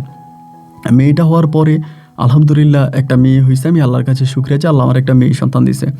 আমার মেয়েটারে নিয়ে এবং নূরজাহানরে নিয়ে আমি তখন সংসার জীবন কাটাচ্ছিলাম। তবে ভাই আমি আপনাকে জাস্ট একটা কথা বলি, এই যে 3 বছর আমি সংসার জীবনে নূরজাহানের সঙ্গে ছিলাম, আমি এই ঘরে একটা কুকুরের মতো ছিলাম। একটা কুকুরের যতটুকু সম্মান ছিল বাসর ঘর থেকে, আমি নূরজাহানের কাছে সেই ন্যূনতম সম্মানটুকু পাই নাই। মানে ও আমাকে কুকুরের মতো অবহেলা করতো, এবং এত পরিমাণের খারাপ ব্যবহার করতো মানুষের সামনে, যা আসলে ঠিক বলার মতো না। এবং আমি এও শুনতে পারছি এই নূরজাহানকে আমার কাছে বিয়ে দেওয়ার জন্য আমার ছোটো কাকা অনেকটা আগে ছিল নূরজাহানের বাপের কাছ থেকে। আবার নূরজাহানের বাবাও খুব ডাঁটের মানুষ, মানে অনেক ডাঁটের, পাওয়ারফুল মানুষ। আমি ভাই আর কোনো কিছু করতে পারি না। আমি নূরজাহানকে বিয়ে করে পুরোপুরিভাবে ফাইসা গেছি, সম্পূর্ণভাবে ফাইসা গেছি। এবার এই নূরজাহান আমাকে দিন নাই রাত নাই মানসিকভাবে, শারীরিকভাবে বিভিন্নভাবে নির্যাতন করে। নির্যাতনের জ্বালা সহ্য করতে পারি না। মেয়েটা তখন মোটামুটি বড় হয়েছে, মেয়েটার বয়স তখন প্রায় 4-5 বছরের মতো। মেয়েটা বুঝে এই মেয়েটার সামনে আমার সঙ্গে খারাপ ব্যবহার করে। একদিন এর ঘটনা আপনার সঙ্গে বলি। মাঠের মধ্যে পোলাপাইন খেলতেছে, মানে ক্রিকেট খেলা নাকি ফুটবল খেলা, আমার এরকম একটা খেলার মধ্যে আমি গেছিলাম। আমি দাঁড়ায় আছি, 2-3 গ্রামের সব মানুষ আছে, তাই আমারে বলতেছে যে আমি রেফারির মতো আমি মাঠে আসি। আমার বউ তখন করছে কি, আমার খুঁজা টুজা পায় না, যে দেখছি আমি ওইখানে ফুটবলের মধ্যে আসি, ওইখানে মানে টাইন আমার শরীরের প্রায় সবগুলা কাপড় খুলে ফেলছে পুরো গ্রামবাসীর সামনে। আশেপাশে যে গ্রামের মানুষ আছে সবার সামনে আমার লুঙ্গি, আমার জামা কাপড় শরীরেরও টাইনে টাইনে ছিঁড়ছে, আমার একদম উলঙ্গ বানাই দিস। তো এই দৃশ্যটা যখন ও করলো বা এই ঘটনা করলো, এরপরে মনে হলো যেন জীবনে বেঁচে থাকাটাই বড় পাপ। এর আগেও অনেক ঘটনা ঘটাইছে আমার সঙ্গে, এগুলোও খুব লজ্জাজনক। আমাকে জুতা দিয়ে পর্যন্ত পিটাইছে, ঝাড়ু দিয়ে পিটাইছে, মানুষের সামনে আমার খুব অপমান করছে। কি ওই দিন 10 গ্রামের মানুষের সামনে ও টাইনা আমার শরীরের সম্পূর্ণ কাপড়গুলো খুলে ফেলছে। তখন সবচেয়ে বেশি কষ্ট লাগছে, এবং এত কষ্ট লাগছে যে কষ্ট লাগার পরে আমি চিন্তা করছি যে যাই হোক যেটাই হোক, আমি এই অমানুষের সঙ্গে আর থাকবো না। আমি অমানুষের সঙ্গে থাকবো না, যেহেতু একটা মেয়েও আছে, আর কয়টা বিয়ে করব? নূরজাহান, সালেহা, রহিমা, হিসাব করলে আমি 3টা বিয়ে করছি। এবং এরপরে আমি বাড়ি থেকে পালাই গেছি বলতে আমার কাপড় টাপড় ছিঁড়ে ফেলছে। আমি কোনো মতে ইজ্জত লইয়া পাশের বাড়িতে ঢুকছি, ঢুকে ওদের ওখান থেকে একটা লুঙ্গি নিয়েছি, নিয়ে খালি একটা লুঙ্গি পরে আমি তখন চট্টগ্রাম থেকে বেরিয়ে চলে আসছি। চট্টগ্রাম থেকে বেরিয়ে আসার পরে আমি আর বাড়িতে যাই না। মানে ইয়ে থেকে, গ্রাম থেকে বেরিয়ে আমি চট্টগ্রাম শহরে চলে আসি। আসার পরে আগে যেখানে ওই যে চামড়ার ফ্যাক্টরিতে চাকরি করছিলাম বহু বছর, ওনাদের সঙ্গে তো আমার সম্পর্ক আছে, চলাফেরা আছে, ওনাদের কাছে আবার আসছি। আইসা এই চামড়ার ফ্যাক্টরিতে আইসা আবারও চাকরি শুরু করছি। আমি আর যাই না, বাড়ি ঘরে যাই না। মাঝে মাঝে হয়তো আমাদের এলাকার কিছু লোক আছে যারা চট্টগ্রামে চাকরি করে, ওদের সঙ্গে কথাবার্তা বলি, বাড়িঘরের খবর নেই। আমার নূরজান নাকি আমার খোঁজেও না, আমি কই আসি না আসি, ও নিজে গিয়া মাঠে ফসল লাগায়, ফসল করে এবং মেয়ের নিয়ে কাজ করে, ওর মতো করে অনেক সুখে আছে। আমি থাকা না থাকার মাঝে ওর কিচ্ছু যায় আসে না। আমি যে ওর স্বামী, রাগ করে ওরে মানে ছেড়ে চলে আসছি, আমি কোথায় গেছি, কোন জায়গায় গেছি, আমার তো একটু খোঁজা দরকার। ও আমার খুঁজতেও বেরোয় না, কখনো খোঁজেও নাই। আমি তখন এই চট্টগ্রাম শহরে আইসা ওইখানে কাজ করতেছি। এভাবে প্রায় বহু বছর কাজ করার পরে আমাদের বাড়ির এক গেদু ভাই বলি আমরা ওরে, আমার বয়সে বড়, উনি একটা গার্মেন্টসে চাকরি করতো, আমাদের পাশাপাশি গার্মেন্টসে চাকরি করে গেদু ভাই একদিন হঠাৎ করে, মানে আমার সাথে সম্পর্ক ভালো, হঠাৎ করে একদিন এসে আমার বলতেছে যে আরে আবুল হাশেম, তোর তো ঘটনা ঘটে গেছে। উনি বাড়িতে গেছিল 3 মাস না 3.5 মাস পরে বাড়িতে গেছে, বাড়ি থেকে এসে বলতেছে এই ঘটনা। আমি যে কী সে বলে, গত 2-3 দিন আগে তোর বউ আসছে। আচ্ছা, আমার বউ আসছে? কে, কোন জায়গায়, কোন বউ? তা আমি তো জানি আমার কোন বউ আসছে। পরে তোর কোন বউ? কি তোর প্রথম বউ রহিমা? যে রহিমা? এ কী বলেন আপনি, রহিমা কোত্থেকে আসবে? রহিমা না মরে গেল? বলে কে বলছে রহিমা মরছে? রহিমা সৌদি আরব থেকে আসছে বেটা। এবং এটা নিয়ে পুরো গ্রামে তোলপাল, রহিমা ফিরে আসছে। আমি যেহেতু পাগল, কেমনি ফিরে আসলো ভাই, এগুলো কী বলেন? বলো রহিমা ফিরে আসছে, এটা সবাই বলাবলি করতেছে, সবাই এটা জানছে যে রহিমা ফিরে আসছে। এই কথা শুনে তো আমি পাগল, কি কয় রহিমা ফিরে আসছে? এবার আমি আস্তে আস্তে করে বাড়ির দিকে আসছি। এত বছর পরে বাড়িতে আসছি, তখন আমার মেয়েটার আমি দেখি না। বাড়িতে আসার পরে আমি পাশের বাড়িতে থেকে আমার মায়ের খবর দিছি। আমার মা তখন আসছে, আসার পরে মারে বললাম, মা ঘটনা কি? মা বলে, বাবারে ঘটনা তো অন্যরকম। তাই বললাম অন্যরকম কি? বলে রহিমা তো ফিরে আসছে। রহিমা কোত্থেকে ফিরে আসলো? মা বলে ও নাকি সৌদি আরবে ছিল। তাই আমি বললাম সৌদি আরবে ছিল? তা সৌদি আরবে ছিল, কেমনি ফিরে আসলো? কী হয়েছে, ঘটনা কি? আম্মা বলে ও তো কোনো কিছু বলতে পারে না, তবে ওরে যারা নিয়ে আসছিল তারা ওরে বলছে। আমি বলছি কেমনি, কী হয়েছে আমারে বললো তো। মা বলে ওরে 2টা মহিলা আর একটা ছেলে আইনা এখানে দিয়ে গেছে, তারা কিন্তু আবার ওরে নিয়ে যাবে। তারা সৌদি আরবে ওরে নিয়ে গেছিলো। আমি বললাম তাদের সাথে রহিমার পরিচয় কীভাবে? মা বলে আমাদেরই দিক থেকে, মানে আমি যে রহিমার যে জায়গায় রেখে আসছিলাম, আজ থেকে প্রায় ঘটনা 16 বছর আগে, রেল স্টেশনে, মানে ওই রেলের রাস্তায়, তার পাশেই হচ্ছে একটা পুকুর ছিল। পুকুরের ওই পারে কিন্তু আবার রাস্তা ছিল, মানে মেন রোড যেখান দিয়ে গাড়ি যাইতো হইতো। তো ওই মেন রোড দিয়ে নাকি ওই গাড়ির সামনে যায় নাকি গেছে, তারা নাকি দেখছে। দেখা তারা তখন তারে দৌড়ছে, লইয়া দেখছে যে পাগল, এবং চেহারা সুন্দর পাগল। তারা নাকি তখন তারা গাড়িতে উঠেছে, এবং ওই যে মহিলা ছিল, ওই মহিলা নাকি আপনার মানসিক ডাক্তার ছিল, এবং তিনি নাকি সৌদি আরবের একটা হসপিটালে, মানে মানসিক রোগীদেরকে চিকিৎসা করেন। ওখানে যে মহিলাটা ছিলেন গাড়িতে, এই মহিলা নাকি তখন তারা গাড়িতে উঠে নিয়ে যায়। তারা কিন্তু এখানকার কাউকে জিজ্ঞেস করেন যে পাগলটা কি, বাড়ি কই কি, তারা কি বুঝে ওরে নিয়ে গেছে। তারা নিয়ে গিয়ে তাদের বাসায় রেখে, চট্টগ্রাম শহরে রেখে চিকিৎসা করছে। এরপর তারা মোটামুটি ভালো কইরা তাড়াতাড়ি সৌদি আরবে নিয়ে গেছে। সৌদি আরবে যখন নিয়ে যায় তখন সে পুরোপুরিভাবে নাকি ভালো না, এবং সৌদি আরবে নিয়ে যাওয়ার পরে তারা চিকিৎসা করছে, ওইখানে রাখছে, ঠিকঠাক করছে, এবং 16 বছর যাবৎ সে সৌদি আরবে ছিল। এই 16 বছর যাবৎ সৌদি আরবে থাইকে সে আস্তে আস্তে করে একেবারে সম্পূর্ণভাবে সুস্থ হয়, এবং বাংলাদেশের যত ঠিকানা আছে সবচেয়ে বলতে পারে সবচেয়ে বড় কথা হচ্ছে এই সৌদি আরবে 16 বছর থাকার পরে এই 16 বছরের মাথায় তার সঙ্গে নাকি একটা সৌদির বয়স্ক একটা বৃদ্ধ নাকি তারে বিয়েও করে। এটা আমার মায়ের কাছ থেকে বিয়ে করে তারে অনেক টাকা পয়সা অর্থ সম্পদ অনেক কিছু দেয়, এবং এগুলো নিয়েই সে দেশে ফিরে আসছে। যেই পুরুষটার সঙ্গে তার বিয়ে হয়েছিল সৌদিতে ওই নাকি মারাও গেছে। এটি 16 বছরের ঘটনা। ওই 16 বছর তো আমি আর ওইখানে ছিলাম না, তখন আমার মেয়েও বড় হয়ে গেছে। আম্মা আমারে বলতেছে এই ঘটনা। তাই আমি বললাম যে এখন কি বলো? মা বলে ওর গায়ে হাতে পায়ে সোনা, খালি সোনা, স্বর্ণ আর স্বর্ণ রে বাবা, কি বলবো, ও তো অনেক বড় লোক, ওরে দেখে মনে হচ্ছে ওর অনেক টাকা পয়সা, এখন কি করব? আমি বললাম তা বড় লোক গেলে আমি তোরে বিয়ে করছি, ও কি আমারে চিনে? বলো ও তোরে চিনে। ওই যে আমারে কেমনে চিনে? আমি যদি বিয়ে করছি তখন তো পাগল ছিল। মা বলো আমি জানি না, ওই যে তোর দাদি বলছিল যে একদিন ও আমাদের সংসারের করবে, আমারে দেখ স্বর্ণের চেন দিছে। মা আমারে বলতেছে। তো মায়ের কথার সঙ্গে আমি রহিমার কথার কোনো মিল পাচ্ছি না, কারণ প্রথম কথা হচ্ছে রহিমা যখন আমাকে ছেড়ে চলে যায় তখন কিন্তু সে পাগল। সে যদি পাগলই থাকবে তা আমার কীভাবে চিনলো? আর আমি তোরা একরকম এখানে রেলের রাস্তায় বাইন্দা রাখছিলাম, এই বাঁধের খুইলা ও কিভাবে কি গেল? আর গ্রামের মানুষও বা ওইখানে তো লাশ পাইছে, ওই লাশ কার লাশ ছিল তাহলে যেটা পুলিশ নিয়ে গেছে? এর কোনো ব্যাখ্যাটাকে আমি খুঁজে পাইলাম না। না পাওয়ার পরে আমি তখন রাতেরবেলায় বাড়িতে গেছি পরে আমার বোন নূরজাহান আমার সাথে খুব আদর ভালোবাসা, আপনি কেন চলে গেছেন, কী হয়েছে, আমি না হয় অন্যায় করছি, আপনি বুঝি ছেড়ে চলে যাবেন, এটা সেটা। নূরজাহান অনেক ভালো। পরের দিন সকালবেলা আমার বউ রহিমা তখন আমারে দেখতে আসছে। আমি রহিমার কাছে গেছি, আজকে রহিমার আমি চিনতেই পারি না। রহিমার চেহারা, রহিমা অন্যরকম এক সুন্দর, মানে রহিমার কাছে নূরজাহান কিছুই না, রহিমার সৌন্দর্যের কাছে নূরজাহান কিছুই না, এমন এক সৌন্দর্য। পরে আমি ওর সঙ্গে কথা বলতেছি, ও তো আর জানে না আমি কি করছি না করছি। পরে ওর সঙ্গে কথাবার্তা বলতেছে, ও আমারে বলে আমি আপনার সংসার জীবনে কোনো ক্ষতি করব না, আপনি বিয়ে করছেন, আপনার বউ আছে, আপনার বাচ্চা আছে, এরা এদের মতো করে থাকুক, আমি আপনাকে কোনো বিরক্ত করব না। আমারও সৌদি আরবে বিয়ে হয়েছিল কিন্তু আমার স্বামী মারা গেছে। তো এভাবে ও কয়েকদিন ধরে গ্রামে থাকে। কয়েকদিন গ্রামে থাকার পরে ও তখন করে কি, আবারও তাদের ওই কেমনে চট্টগ্রামের কাদের সঙ্গে ওর লিঙ্ক, তাদের সঙ্গে সে আবারও সৌদি আরবে চলে যায়। তখন আপনার মোবাইল ফোন টোন এগুলো বের হয়েছিল, মোবাইল টোন আছে। এই সৌদি আরবে যাওয়ার পরে সে ফোন করে আমাকে, আমি কেমন আছি, আমার মা কেমন আছে, প্রয়োজনে আমার মার সঙ্গে সবসময় কথা বলে। এই কথাবার্তা যোগাযোগ এরই মাঝেও তখন টাকা পাঠাইতো, প্রচুর টাকা দিত আমার আম্মারে। আমার আম্মা তখন জমি জামা, কিন্তু আমরা পরিবারের সবাই তখন এই রহিমারে ছাড়া কিছুই বুঝতাম না। রহিমা আমরা সবাই রহিমাকে ছাড়া আর কোনো কিছুই বুঝি না। এভাবে আরও 4 বছর রহিমা সৌদি আরবে থাকে। 4 বছর পরে রহিমা পুনরায় আবারও দেশে আসে। দেশে আসার পর রহিমা তখন আমাদের এলাকার ভিতরে একটা মাদ্রাসা করে। আমাদের এলাকায় কোনো মাদ্রাসা ছিল না, ভালো মাদ্রাসা, একটা মাদ্রাসা করে, একটা মসজিদ করে, এবং আরও কিছু উন্নয়নমূলক কাজ সে করে। তো করে এবার আমার আম্মা বলতেছে যে তোমার তো আবুল হাশেমের সঙ্গে বিয়ে হয়েছে, তুমি তার সাথে সংসার করো।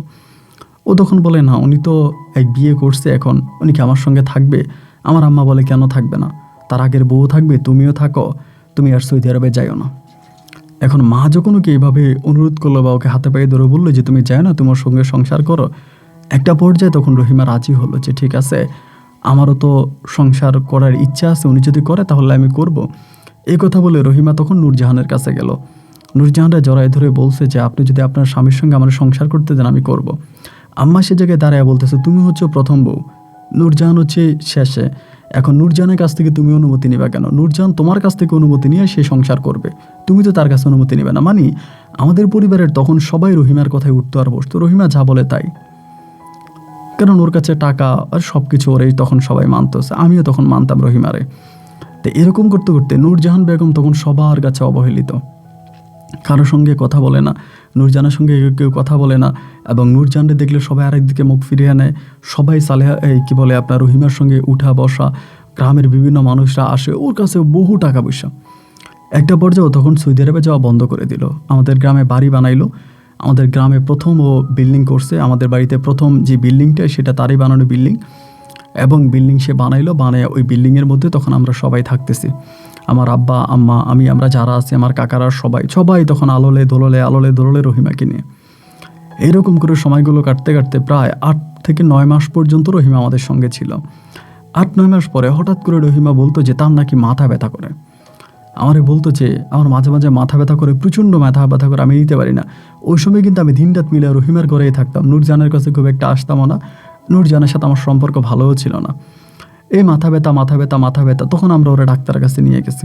চট্টগ্রাম শহরে যে ভালো ভালো ডাক্তার আছে, ডাক্তার দেখাইতেছে, ডাক্তার দেখতেছে বলতেছে যে না, আমরা তো কোনো কিছু বুঝতে পারি না, আমরা মাথার মধ্যে কোনো কিছু পাই না, কিন্তু সব কিছু ঠিক আছে, সিটি স্ক্যান এটা সেটা অনেক পরীক্ষা নিরীক্ষা করলাম, কোনো কিছু ধরা পড়ে না। এবার আবার নিয়ে আসছি, তখন কিন্তু সে মোটামুটি নূরজানের সঙ্গে অনেক ভালো। রহিমা, আমরা যদিও কেউ নূরজানকে মূল্যায়ন করি না, নূরজানের সঙ্গে কথা বলি না, রহিমা নূরজানের ঘরে যায়, নূরজানের সঙ্গে কথা বলে, এবং নূরজানের নূরজানের সঙ্গেও খুব ভালো। একটা ফলও যদি কিনে আনে, একটা নূরজাহানকে দেয়, একটা ও খায়, এরকম ভালো। কিন্তু নূরজাহান রহিমাকে ভালো নজরে দেখে না। আমরা তো ভাই তখন বুঝতে পারি নাই, তো আমি তখন নিজের মতো করে দেখতেছি যে কী হইতেছে, বিষয়টা বুঝি।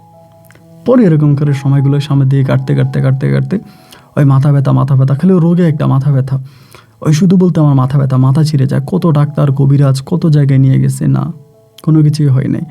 আমার মনে আছে যেদিন থেকে ও বলছে মাথা ব্যথা, তার প্রায় 4 থেকে 5 মাস পরে একদিন ওকে উঠছে কি সকালবেলা, প্রচণ্ড মাথা ব্যথা, এবং প্রচণ্ড মাথা ব্যথার মধ্যে সকালবেলাও তখন উঠেই করছে কি মাথাটা পিটাইতে শুরু করছে দেওয়ালের সঙ্গে। এর মধ্যে আমরা ডাক্তার কবিরাজ হুজুর খোনার কিচ্ছু বাদ রাখিনি, কিচ্ছু হয় নাই। এই মাথাটাও দেওয়ালের সঙ্গে ফিরতে শুরু করছে, পিটাইতে নিজের মাথা নিজে পিটে মাথা ফাটাই ফেলছে। মাথা ফাটাইয়া জায়গার ভিতরে ও ঘোরাঘুরি শুরু করছে। আমরা ওরে কোনো রকমে ধৈর্য টইরা গাড়িতে উঠেছি, উঠে ডাক্তারের কাছে নিয়ে যাব। হসপিটালে নিয়ে গেছে, হসপিটালে নিয়ে যাওয়ার পরে সেখানে ডাক্তার বলতেছে নাকি মারা গেছে। আরে কীভাবে মারা গেল? ওই নিজের মাথা নিজে পিটছে, একদম নিজে মাথা পিটে ও মারা গেছে। পরে ডাক্তার পোস্টমর্টম করছে, করে দেখছে যে ও হার্ট অ্যাটাক করছে। হার্ট অ্যাটাকের মাধ্যমে মৃত্যু হয়েছে, হৃদরোগে মারা গেছে। এবং মারা যাওয়ার পরে তখন লাশ নিয়ে পুলিশ বাড়িতে আসছে।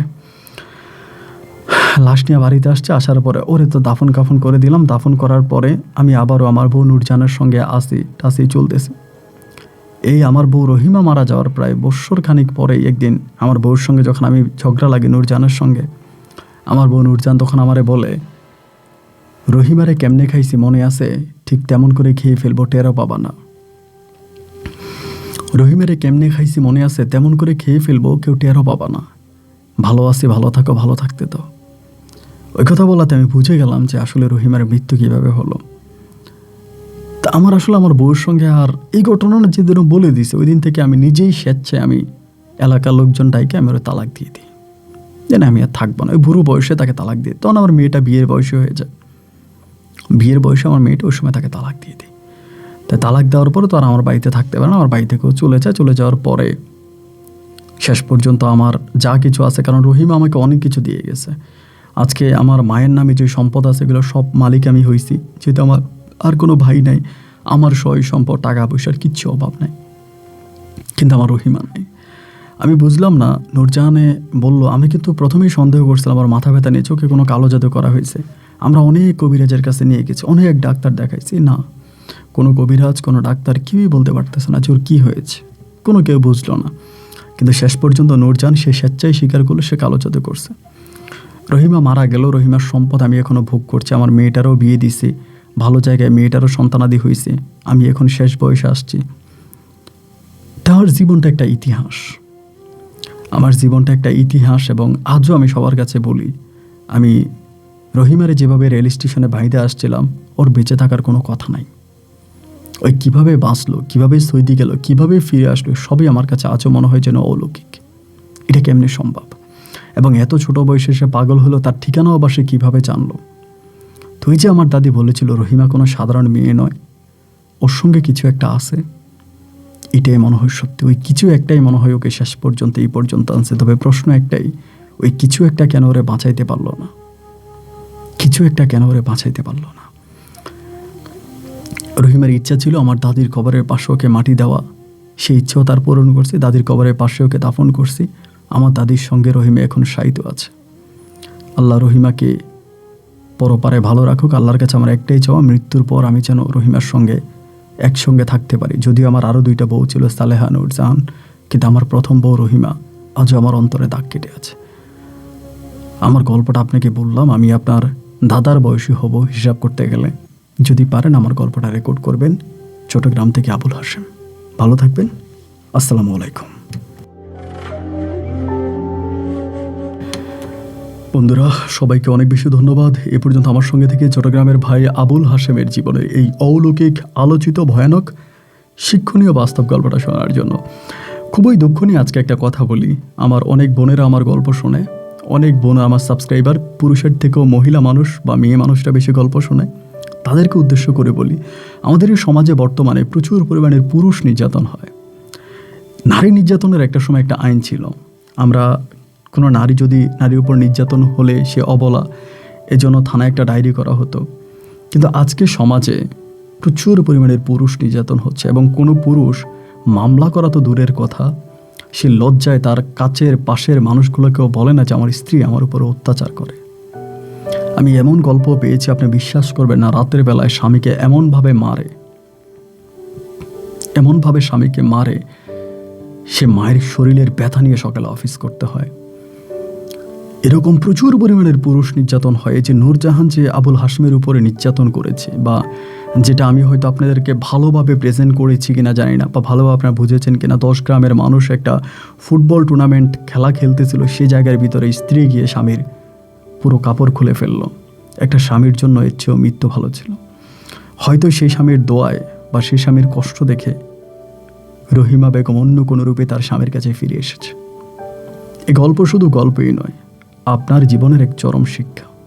যদি গল্পটা থেকে শিখতে পারেন, তবে আমার সঙ্গে যে আপনি 1 ঘন্টারও বেশি সময় ধরেছিলেন সেটা কাজে লেগেছে। আর যদি কিছু না বুঝেন, তবে কোনো লাভ হয়নি।